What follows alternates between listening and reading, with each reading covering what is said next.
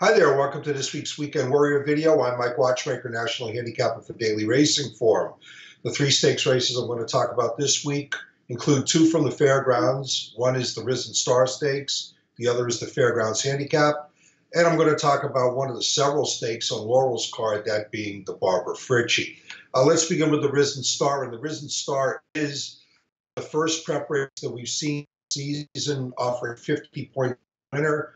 It's a much turn, and I really do believe the two horses in this race, the horses that won two in last month's Lacombe, the local stone to the Risen Star, and those horses are still regarded equally. Regard was very good winning Lacombe.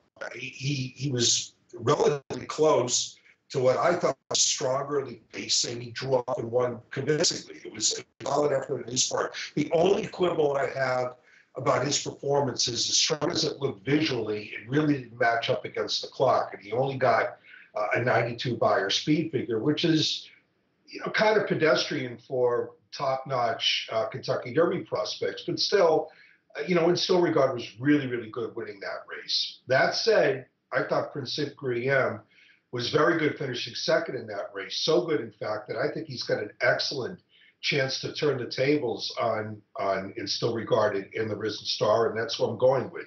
The reason why I think Principe Guillem can turn the tables on in still regard are twofold. Number one, he had a wider trip than in still regard did, and that had to hurt him. And the second, and I think more important one, is that Principe Guillem, who was lighter raced and less experienced than in still regard, for the first time in his life, found himself considerably off the early pace.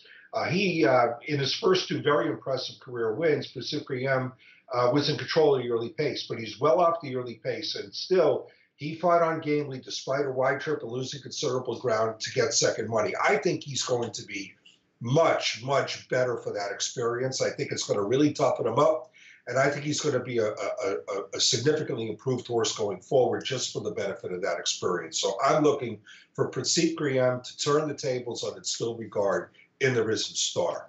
Let's move on to the Fairgrounds Handicap. We've got a big field of 12 in this spot, and while I am very much afraid of Synchrony in this race, off his excellent form last year, Synchrony is coming into this off a layoff of almost 9 months, and I just couldn't get around that. I like Cacho on D in here. Cacho on D is a very lightly raced horse.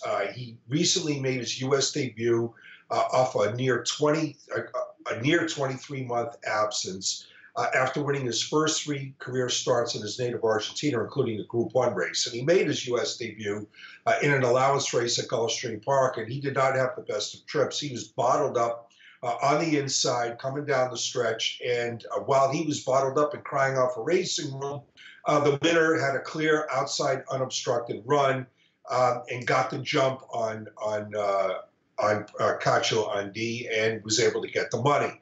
I think Cacho on D is going to be much better for that effort. I mean, it was his first race in almost 2 years. And I think what's very interesting is that Bill Mott in graded stakes races on the turf at fairgrounds, according to DRF Formulator, over the last 5 years, is 2 for 4 with 1 second and 1/3. Now, I know that's a small, very small sampling, and I know that you have to take the $5.65 ROI with a grain of salt, but still, I think it's very strong proof that when Mott ships horses to fairgrounds for graded stakes races on the turf, he means very serious business. So I think Cacho on D is going to run a lot better than he did when Trouble Trip second in his U.S. debut, and I think he's good enough to beat this field. Let's close out this week's Video Weekend Warrior with the Barbara Fritchie from Laurel. Another race with a big field in here. And certainly Highway Star, who drew the outside, and I love outside posts at Laurel on almost every day, is going to be tough in here. She won 3 graded stakes races last year, all in New York. But I really didn't like her second place finish last time out. She's been off 2.5 months since. And I just think this is a really good spot for Burns, who might actually be a square ticket, despite the fact that she was an impressive winner of the Safely Kept Stakes in her most recent outing at this distance, at this 7 furlong distance over the Laurel racetrack. Now, I know Byrne was beating 3-year-olds in this day. This happened last November, and she's yet to meet older opponents. This is going to be the first time she's running against older rivals. But Byrne earned a 93 buyer figure for this emphatic victory. And, you know, that 93 buyer figure puts her right in the mix with the very best horses in this race. I also like the fact that she's shipping up from Palm Meadows for this spot. I mean, Florida shippers this time of year when they come into cooler northern weather are usually really, really on their toes. There's a lot of speed in this race. That also assists Byrne's late kick. For me, it's all Byrne and the Barber Fitchie. That's the way it looks for this week's Video Weekend Warrior. Good luck.